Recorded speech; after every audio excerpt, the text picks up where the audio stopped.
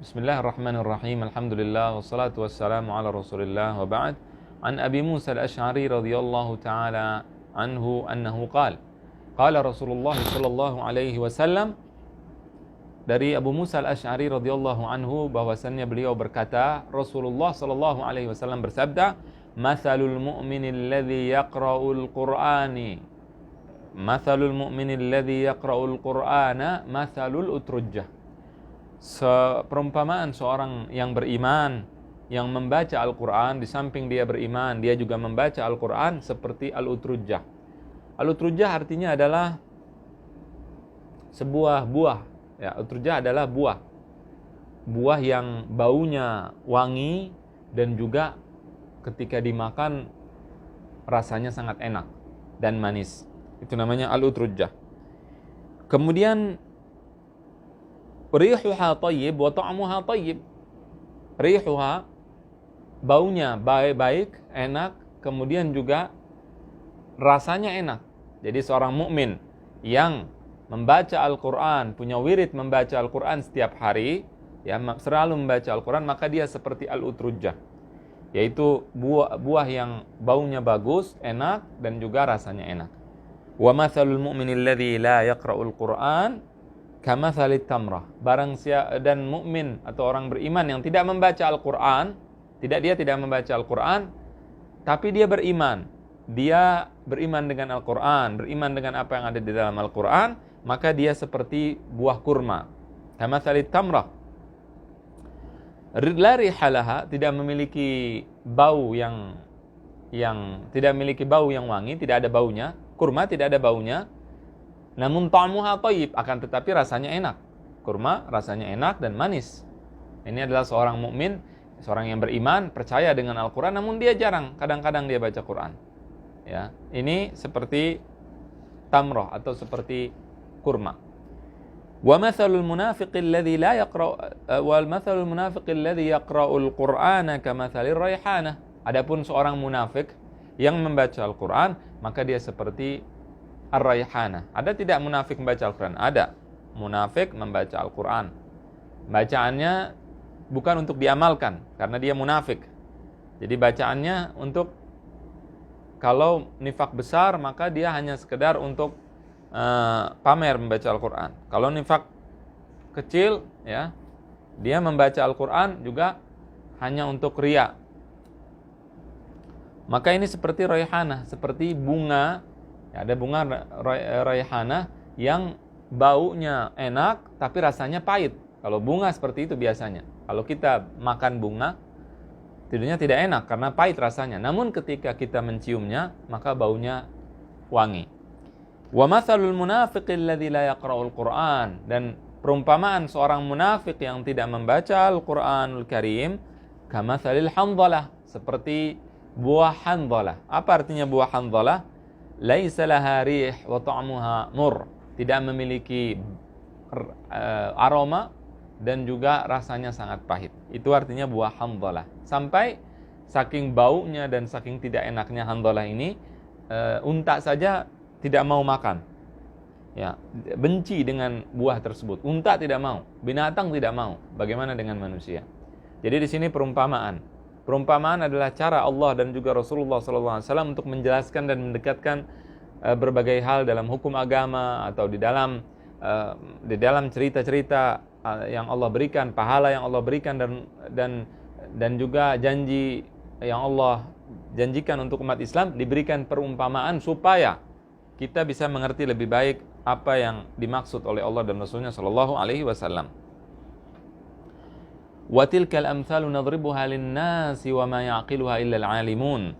Dan perumpamaan-perumpamaan itu Allah jadikan bagi manusia di dalam Al-Quran, kemudian dalam hadis Nabi, supaya apa? Supaya perumpamaan tadi menjadi tempat untuk berpikir, menjadi bahan untuk direnungkan dan dipikirkan oleh siapa? Tidak semua orang, untuk orang-orang yang berilmu. Illa al-alimun.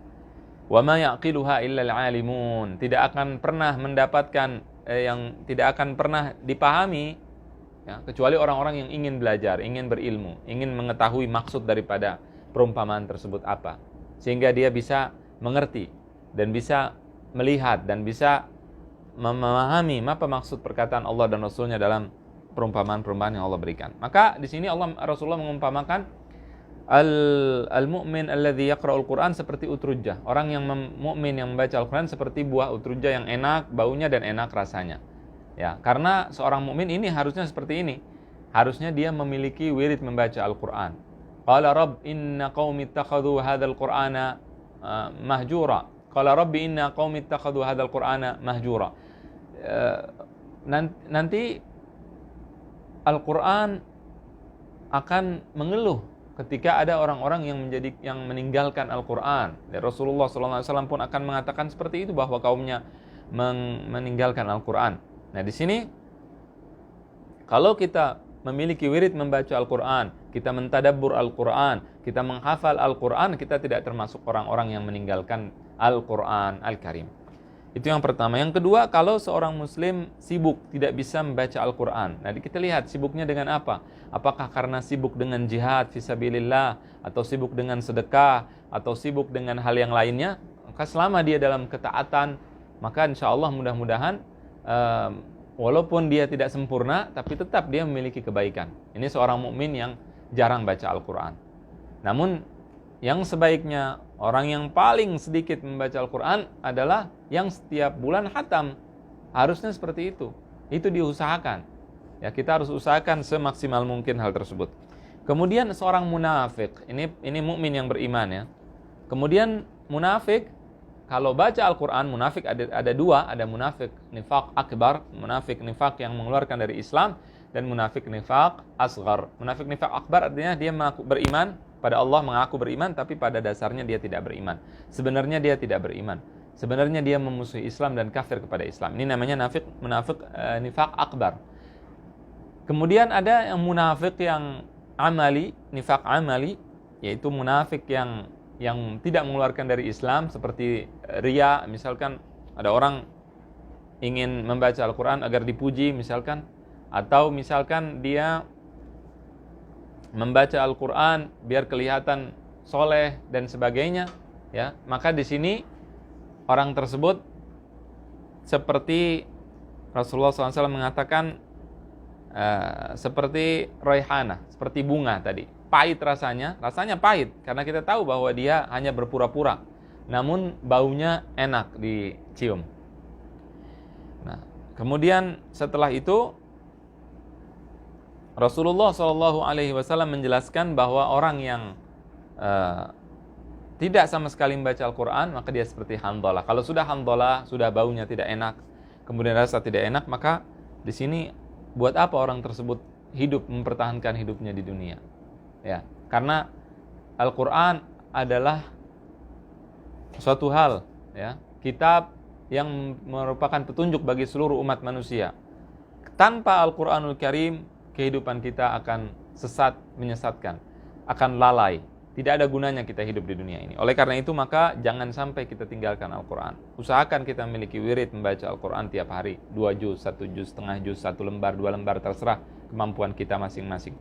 Semakin kita banyak membaca Al-Quran, menghafalnya, mengajarkan orang untuk membaca Al-Quran, maka di sini kita insya Allah tidak akan termasuk orang-orang yang mahjur, yang hajirul Quran, meninggalkan Al-Quran. Dan nanti mudah-mudahan pada hari kiamat Al-Quran menjadi syafaat, memberi syafaat bagi kita, penolong kita. Karena nanti diriwayatkan dalam hadis ada syafaat yang akan diberikan Al-Quran kepada orang-orang yang suka membacanya. Allahu a'lam wa sallallahu wa sallam wa baraka ala nabiyina Muhammad wa ala alihi wa sahbihi ajma'in.